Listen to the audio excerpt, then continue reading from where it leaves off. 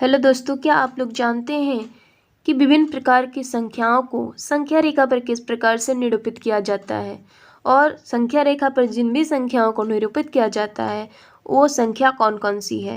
तो इन सभी बातों को सीखने से पहले मैं आपको बता दूं कि इस वीडियो में मैं क्लास 9th का जो NCERT का मैथ है उसको लेकर आई हूँ।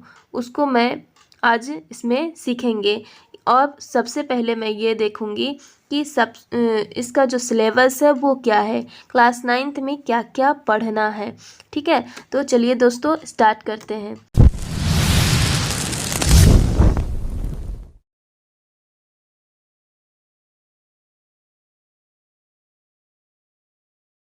इसका जो सिलेबस है वो किस प्रकार से है और क्या क्या इसमें पढ़ना है। तो चलिए दोस्तों मैं आपको बताती हूँ कि इसमें क्या पढ़ना है। दोस्तों इसमें सबसे पहला चैप्टर है संख्या पद्धति। सबसे पहला चैप्टर क्या है? संख्या पद्धति। ठीक है, तो संख्या पद्धति है, इसमें आपको वही चीज़ पढ़नी है जो हमने बताया कि जो संख्या रेखा है। ठीक है, आपने भली भांति क्लास 8 में पढ़ा होगा संख्या रेखा के बारे में। ठीक है, तो क्लास 8 में जो आपने पढ़ा है संख्या रेखा के बारे में, उसमें आपने बहुत सारी चीज़ों को सीखा होगा। पूर्ण संख्या, प्रकृत संख्या, पूर्णांक, है ना, परिमेय संख्या, इन सभी संख्याओं के बारे में आप भली भांति जानते होंगे।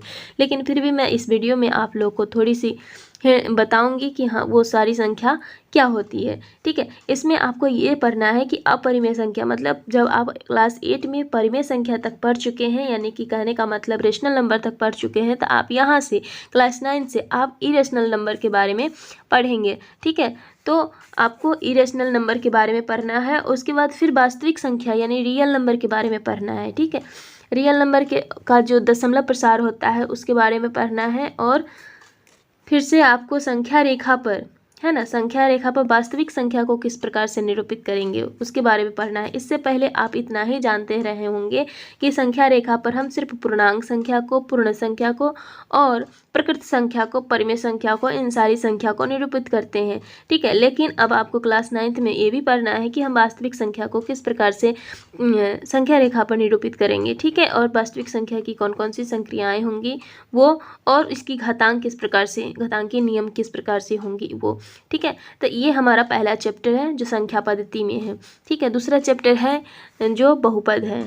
ठीक है, ये क्लास 9th का ही है जो दूसरा चैप्टर है बहुपद। तीसरा चैप्टर में आपको निर्देशांक पढ़ना है और चौथा चैप्टर में आपको दो चर वाले रैखिक समीकरण पढ़ना है। पांचवा चैप्टर है कि यूक्लिड के ज्यामिति परिचय पढ़ना है, मतलब ज्योमेट्री पढ़ना है। छठा चैप्टर है कि रेखा और कोण पढ़ना है। ठीक है, और उसके बाद सातवां चैप्टर है कि त्रिभुज पढ़ना है आपको। इन सभी बातों का जानकारी आपको क्लास 9th में ही ले लेनी है। ठीक है, उसके बाद आपको फिर पढ़ना है चतुर्भुज। ठीक है, चतुर्भुज पढ़ना है। उसके बाद फिर समांतर चतुर्भुज और त्रिभुज का क्षेत्रफल, मतलब क्षेत्रमिति मेंसुरेशन पढ़ना है। फिर वृत्त पढ़ना है आपको। उसके बाद फिर से आपको देखना है यहाँ पे रचना किस प्रकार से किन सभी का रचना होता है। उसके बाद फिर से आपको हिरोन का सूत्र पढ़ना है दोस्तों। फिर से क्षेत्रमिति पढ़ना है ना, आयतन पढ़ना है, फिर सांख्यिकी पढ़ना है। उसके बाद हम चलते हैं अब अगले पेज पे कि इसमें अब प्रायिकता पढ़ना है। मतलब लास्ट जो आपका है इसमें टोटल 15 चैप्टर है, जो 15 चैप्टर आपको पढ़ना है। 15 चैप्टर में से आज मैं पहला चैप्टर स्टार्ट करने वाली हूँ जो है रियल नंबर। ठीक है, और नंबर सिस्टम जो क्या है संख्या पद्धति। ठीक है, अब हम एक चीज़ यहाँ पे देखते हैं। यहाँ पे एक पिक्चर आपको दिख रही है। ठीक है, यहाँ पे एक पिक्चर दिख रही है। ये पिक्चर में आपको क्या दिख रही है? ये पिक्चर में साफ साफ ये दिख रहा है कि एक संख्या रेखा है और उस पर एक लड़की चल रही है ना। तो ये जो लड़की है अगर जीरो से चलना शुरू करती है, ठीक है, अगर जीरो से चलना स्टार्ट करती है तो ये पॉजिटिव की तरह जा रही है। ठीक है, तो दोस्तों जब ये पॉजिटिव की तरफ जा रही है तो ये क्या प्रकृत संख्या की ओर जा रही है, यानी कि गिनती की संख्या की ओर जा रही है। ठीक है, तो यहाँ पे आप ये भी देख रहे हैं कि यहाँ पे पूर्णांक संख्या भी है, पूर्ण संख्या भी है और प्रकृति संख्या, इन तीनों संख्याओं का जो सम्मिश्रण है वो संख्या रेखा पर निरूपित किया गया है। ठीक है, अब यहाँ से हम ये देख लेते हैं कि आखिरकार धन पूर्णांक क्या होता है, सॉरी धन पूर्ण जो संख्या है वो क्या होता है। ठीक है, तो दोस्तों यहाँ पे धन पूर्ण संख्या को हम इंग्लिश में पॉजिटिव इंटीजर बोलते हैं। ठीक है, जो गिनती की जो संख्या होती है, ठीक है, गिनती की जितने भी संख्या होती हैं 1 टू इन्फिनिटिव, 1 से लेके अनंत तक, उन सभी संख्याओं को हम प्रकृति संख्या बोलते हैं और उन्हीं को हम धन पूर्ण संख्या बोलते हैं। ठीक है, प्रकृति संख्या को निरूपित करने के लिए हम n से डिनोट करते हैं उसको, और जैसे कि यहाँ पे n इक्वल टू 1 2 3 4 5 और n सो 1 करके देते हैं। ठीक है, तो ये हो गया आपका धन पूर्ण संख्या यानी कि गिनती की संख्या, इसी को हम नेचुरल नंबर भी बोलते हैं। अब है कि ऋण पूर्ण संख्या यानी कि निगेटिव इंटीजर। ठीक है, तो ऋणात्मक चिन्ह के साथ जो भी धन पूर्ण संख्या आती है उसी को हम ऋणात्मक ऋणपूर्ण संख्या कहेंगे। जैसे यहाँ पे नेचुरल नंबर जो भी है वो पॉजिटिव है, नेगेटिव नहीं है, लेकिन तो वो क्या कहलाया, पॉजिटिव इंटीजर कहलाया। ठीक है, लेकिन वही जब पॉजिटिव वही गिनती में जब साइन जो है वो चेंज हो जाता है, माइनस लग जाता है, तो ये ऋणपूर्ण संख्या कहलाती है, निगेटिव इंटीजर कहलाती है। ठीक है दोस्तों, तो अब हम यहाँ पे आगे बढ़ते हैं, आगे देखते हैं कि यहाँ पे पूर्ण संख्या क्या होती है। सबसे पहले नंबर बात हम ये देखते हैं कि पूर्ण संख्या क्या होती है। ठीक है, क्योंकि जब हम यहाँ पे देख रहे थे कि संख्या रेखा पर हम चल रहे हैं, ठीक है, जब संख्या रेखा पर चल रहे हैं तो इसमें 1 2 3 4 5 मतलब गिनती की संख्या भी आ रही हैं, और मान लीजिए कि हम इन संख्याओं रेखा को जो भी संख्या है उन सभी को हम एक एक करके समेट रहे हैं। तो जितनी भी संख्या है उन सभी को अलग अलग करके रखेंगे, कैटेगरीज वाइज रखेंगे। ठीक है, तो 1 टू इन्फिनिटिव जो भी होगा उसको हम अलग रखेंगे, तो वो कहलाएगा मेरा नेचुरल नंबर। ठीक है, अगर उसी नेचुरल नंबर में अगर 0 को सम्मिलित कर दिया जाएगा तो वो हो जाएगा होल नंबर। ठीक है, वो पूर्ण संख्या हो जाएगा। लेकिन अब वही हम यहाँ पे सभी को इंक्लूड कर देंगे तो वो इंटीजर हो जाएगा, पूर्णांक संख्या हो जाएगा। ठीक है, तो अब यहाँ पे हम उसी संख्या के बारे में बात करेंगे कि पूर्ण संख्या जो है वो किस प्रकार से यहाँ पे संख्या रेखा से अलग हो रही है। कि यहाँ पे देखिए आप पूर्ण संख्या के बारे में बात सीखेंगे कि पूर्ण संख्या क्या होती है। तो पूर्ण संख्या आप यहाँ पे देख रहे हैं एक पिक्चर में, ठीक है, कि 0 को शामिल कर दिया, जितना भी गिनती की संख्या थी, है ना, यहाँ पे ये देखिए जितना भी गिनती की संख्या थी उन सभी संख्याओं को क्या कर दिया, एक इकट्ठा कर लिया उन सभी संख्याओं को, और उन सभी संख्याओं में एक और संख्या को ऐड कर दिया, वो है शून्य। ठीक है, और जब उसमें सब शून्य चला गया तब उसका नाम क्या पड़ गया, पूर्ण संख्या यानी होल नंबर। ठीक है, तो यहाँ पे देख पा रहे हैं कि जो प्रकृति संख्या के समूह में, है ना, प्रकृति संख्या के समूह में शून्य को शामिल कर देने से क्या प्राप्त हो जाता है, तो जो भी संख्या प्राप्त होती है उसी की समूह को हम पूर्ण संख्या कहते हैं। ठीक है, जैसे कि 0 1 2 3 4 5 मतलब ऐसे अनंत तक चला जाएगा। अब बात करते हैं पूर्णांक की, इंटीजर नंबर की। तो पूर्णांक यहाँ पे देखिए धनात्मक और ऋणात्मक दोनों चिन्हों को जो मिलाकर बनती है। ठीक है, धनात्मक भी हो गया, ऋणात्मक भी हो गया, और इसमें देखिए इसमें पूर्ण संख्या भी आ गया। ठीक है, तो ये सभी को मिलाकर जो समूह बनती है उसी को हम पूर्णांक कहते हैं। ठीक है, और इसको हम पूर्णांक को आई से डिनोट करते हैं। किससे, आई से डिनोट करते हैं, और पूर्ण संख्या को डब्ल्यू से डिनोट करते हैं, होल नंबर। पूर्ण संख्या को डब्ल्यू से डिनोट करते हैं, पूर्णांक को आई से डिनोट करते हैं। जैसे यहाँ पे आई इक्वलिटी लिखा हुआ है -3 -2 -1 0 1 2 3 4 5 इसी प्रकार से अनंत तक।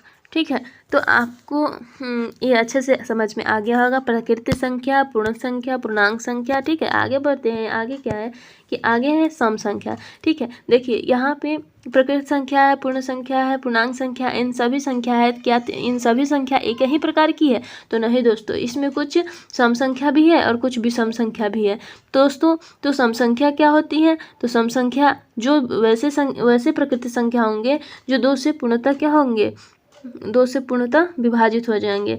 लेकिन ध्यान देने योग्य बात यहाँ पे ये है कि ये क्या होना चाहिए, प्रकृति संख्या होना चाहिए। ठीक है, प्रकृति संख्या कहे तो गिनती की संख्या, इसमें 0 इंक्लूड नहीं है। ठीक है, अगर 0 इंक्लूड होगा तो वो फिर सम संख्या नहीं होगा। ठीक है, तो वे प्रकृति संख्या जो 2 से पूर्णतः विभाजित हो जाए उसको हम सम संख्या कहेंगे।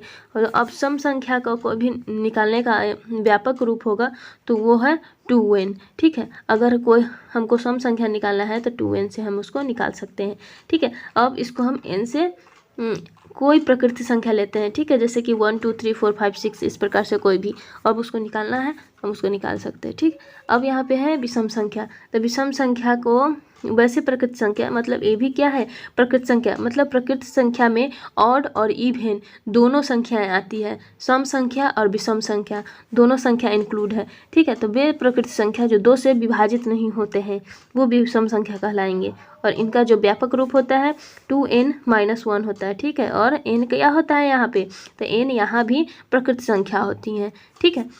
तो दोनों चीज़ें आप समझ में आ गए होंगे आपको। अब यहाँ पे बात करते हैं रूढ़ और अभाज्य संख्या की। तो दोस्तों जो प्रकृति संख्या है, ठीक है, उसमें आपको रूढ़ भी संख्या, ऐसा थोड़ी ना है कि आपको सिर्फ सम संख्या या फिर विषम संख्या ही देखने को मिला होगा, नहीं दोस्तों ऐसी बात नहीं है।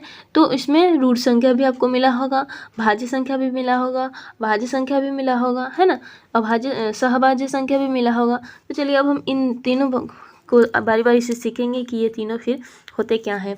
तो रूढ़ संख्या या फिर अभाज्य संख्या ये दोनों एक ही चीज़ है, ठीक है, और इसी को हम इंग्लिश में प्राइम नंबर बोलते हैं। तो दोस्तों प्राइम नंबर होता क्या है, आप ये भी भली बात ही जानते होंगे, लेकिन फिर भी थोड़ा सा जानकारी के लिए मैं आपको बता दूं कि वे पूर्णांक संख्या होते हैं जिनका जो स्वयं और एक के छोड़कर कोई भी दूसरा गुणनखंड नहीं होता है, ठीक है, उसको हम रूढ़ या अभाज्य संख्या कहते हैं, ठीक है। कहने का मतलब जो संख्या दी हुई है ना, जिन संख्या का हमको भाज्य संख्या है वो संख्या दी हुई है उसका स्वयं का और एक को छोड़कर कोई दूसरा भी उसका गुणनखंड नहीं होगा, वैसे ही संख्या क्या होगा, अभाज्य संख्या होगा।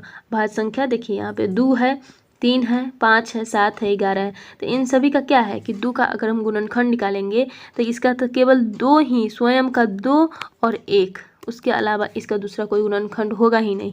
तो ये हो गया अभाज्य संख्या। अगर 3 का हम निकालें तो 3 जो है, 3 का भी हम देखिए यहाँ पे 1 से ये डिवाइड हो रहा है और 3 से डिवाइड हो रहा है, इसका गुणनखंड जो है 1 आ रहा है, 3 आ रहा है, इसका भी दूसरा कोई नहीं आ रहा है। तो इस प्रकार से स्वयं का जो संख्या दी हुई है उसका स्वयं और एक, इन दोनों को छोड़ के कोई भी दूसरा गुणनखंड इसका नहीं हो तो वैसी संख्या को हम रूढ़ संख्या या फिर अभाज्य संख्या कहते हैं, ठीक है दोस्तों। अब यहाँ पे है यौगिक या भाज्य संख्या। यौगिक कहें या भाज्य संख्या कहें दोनों एक ही बात है, ठीक है। तो इनको हम इंग्लिश में कंपोजिट नंबर कहते हैं। अब यहाँ पे एक बात है कि कंपोजिट नंबर अब क्या है, अब यहाँ पे है कि देखिए वे पूर्ण संख्याएं हैं, अब यहाँ पे प्रकृति संख्या नहीं है, इसमें क्या है पूर्ण संख्या, यानी कहने का मतलब इसमें 0 भी इंक्लूड है, ठीक है। तो वे पूर्ण संख्या है जिनका स्वयं और एक के अतिरिक्त और भी कई सारे गुणनखंड होते हैं, उसी को हम भाज्य संख्या कहते हैं। देखिए जस्ट इसका उल्टा अभाज्य संख्या के जस्ट उल्टा भाज्य संख्या होते हैं। इसमें क्या था कि एक और स्वयं को छोड़कर कोई दूसरा गुणनखंड होगा ही नहीं, वो होगा अभाज्य संख्या। लेकिन दोस्तों यौगिक या भाज्य संख्या में क्या बात है कि एक और स्वयं के अतिरिक्त और भी कई सारे गुणनखंड होंगे, उसको हम भाज्य संख्या बोलेंगे। जैसे यहाँ पे आप देख रहे हैं 4 6 9 15, अगर 4 की बात करें तो 4 का गुणनखंड 1 भी होगा, 2 भी होगा और 4 भी होगा, ठीक है। तो इस प्रकार से अगर 6 की बात करें तो 6 का गुणनखंड 1 भी होगा, 2 भी होगा, 3 भी होगा और 6 भी होगा, ठीक है। तो इस प्रकार से यहाँ पे आपको देखने को मिलेगा। अब यहाँ पे है सह अभाज्य संख्या। तो सह अभाज्य संख्या क्या होती है, तो इसको इंग्लिश में बोलते हैं को प्राइम नंबर, ठीक है। तो सह अभाज्य संख्या वैसी संख्या को कहते हैं जो 2 संख्या है और उसमें जिसमें एक के अतिरिक्त और कोई उभयनिष्ठ गुणनखंड ना हो, ठीक है। एक के उभयनिष्ठ गुणनखंड होगा, उसके अलावा कोई दूसरा नहीं होगा उसका उभयनिष्ठ गुणनखंड कहने का मतलब कि उसका कॉमन गुणनखंड नहीं होगा, कॉमन फैक्टर न हो, सह अभाज्य संख्या कहेंगे उसको, ठीक है। जैसे कि 9 है और 16 है और 5 है और 7 है। 5 और 7 का अगर बात करें तो इसमें कोई एक क्या होगा गुणनखंड होगा, ठीक है, जो दोनों में कॉमन होगा। एक कोई ऐसा गुणनखंड होगा जो दोनों में क्या होगा कॉमन है। अगर 9 और 16 की बात करें, 9 और 16 की बात करें तो एक कोई ऐसा गुणनखंड होगा जिसमें एक के अतिरिक्त और कोई उभयनिष्ठ मतलब एक के होगा, उसके अलावा कोई दूसरा होगा ही नहीं, ठीक है। ये चीज़ आपको समझ में आ गया होगा दोस्तों। चलिए हम आगे बढ़ते हैं। आगे है कि अब हम आ गए किस पर, परिमेय संख्या के ऊपर, ठीक है। अब सारी संख्याओं के बारे में जान लिए, natural number, whole number, integer, prime number, even number, ठीक है। इन सभी नंबर के बारे में अब हम जान लिए। तो अब अंत में क्या है कि परिमेय संख्या क्या होता है। परिमेय संख्या क्या होता है दोस्तों? तो परिमेय संख्या को हम इंग्लिश में रेशनल नंबर बोलते हैं, ठीक है। ये रेशनल नंबर क्या होता है? अब यहाँ पे दिया हुआ है कि ऐसी संख्या को हम परिमेय संख्या कहते हैं जो p/q के रूप में हम निरूपित करते हैं उसको, ठीक है। p/q के रूप में जिसको हम निरूपित करते हैं उसी को हम परिमेय संख्या कहते हैं। लेकिन यहाँ पे मज़े की बात ये है दोस्तों कि जो p है और q है ये दोनों क्या है? पूर्णांक है। यानी कि कहने का मतलब ये पूर्णांक कहने का मतलब ये 0 भी हो सकता है, पॉजिटिव निगेटिव दोनों हो सकता है, ठीक है। लेकिन यहाँ पे एक और मज़ेदार की बात ये है कि दोनों में कोई उभयनिष्ठ गुणनखंड नहीं होना चाहिए, है ना। दोनों में कोई भी उभयनिष्ठ गुणनखंड नहीं होगा और q जो होगा वो 0 के बराबर नहीं होना चाहिए। अगर q 0 के बराबर हो जाएगा तो वो फिर परिमेय संख्या नहीं रह जाएगा, ठीक है।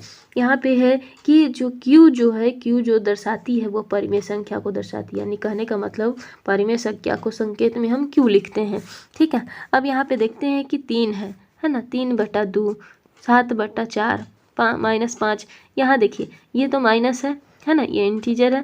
तो ये देखिए ये नेगेटिव इंटीजर, ये पॉजिटिव इंटीजर, क्या ये परिमेय है? तो हाँ दोस्तों परिमेय है। ये 0 है तो क्या है? परिमेय है। तो हाँ परिमेय है। क्यों परिमेय है? कि देखिए यहाँ क्या बोला है कि 0 और 1 यहाँ पे हो सकता है। तो यहाँ p क्या आया?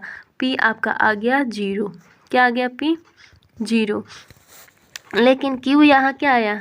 q आया 1। लेकिन यहाँ बात क्या कहा है कि q जो है 0 नहीं होना चाहिए, यानी कहने का मतलब यहाँ पे हम 1/0 लिखें तो ये परिमेय संख्या नहीं होगी। क्यों? क्योंकि q जो है वो 0 आ गया, ठीक है। तो ये परिमेय संख्या नहीं होगी, लेकिन 0/1 परिमेय संख्या होगी। इतना बात आपको ध्यान में रखनी है। अब हम बात करते हैं अपरिमेय संख्या के बारे में, ठीक है। तो अपरिमेय संख्या को हम इंग्लिश में इरेशनल नंबर बोलते हैं, ठीक है। तो इरेशनल नंबर होता है क्या है दोस्तों?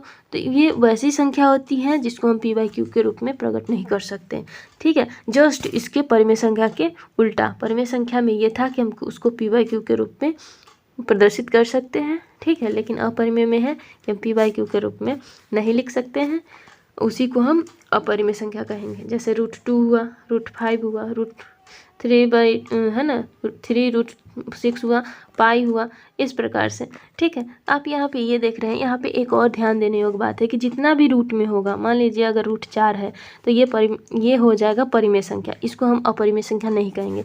मान लीजिए √16 है ना, तो इसको हम परिमेय संख्या कहेंगे, इसका हम अपरिमेय संख्या नहीं कहेंगे। अब क्यों नहीं कहेंगे? तो यहाँ देखिए ये तो रूट में है, इसको तो अपरिमेय संख्या कहना चाहिए, लेकिन नहीं, ये अपरिमेय संख्या नहीं होगी। क्यों नहीं होगी? कि यहाँ पे देखिए इसका जब हम स्क्वायर रूट निकालेंगे तो इसका निकल के आएगा 2, इसका निकालेंगे तो इसका निकल के आएगा 4, जो कि अब क्या आ गया? परिमेय संख्या में आ गया, ठीक है। तो जिसका नहीं स्क्वायर रूट निकलता है, ठीक है, तो वो अपरिमेय संख्या में आ जाती है, ठीक है दोस्तों। तो चलिए आज के लिए इतना ही, और आपको ये वीडियो पसंद आया होगा तो हमारे चैनल को ज़रूर भी सब्सक्राइब करें और हम इस वीडियो को लाइक ज़रूर करें, और कोई भी डाउट हो तो कमेंट ज़रूर करें, ठीक है। अब अगले वीडियो में मैं आपको वास्तविक संख्या और अपरिमेय के बारे में मैं और अधिक से बताऊंगी, ठीक है। तो थैंक यू दोस्तों।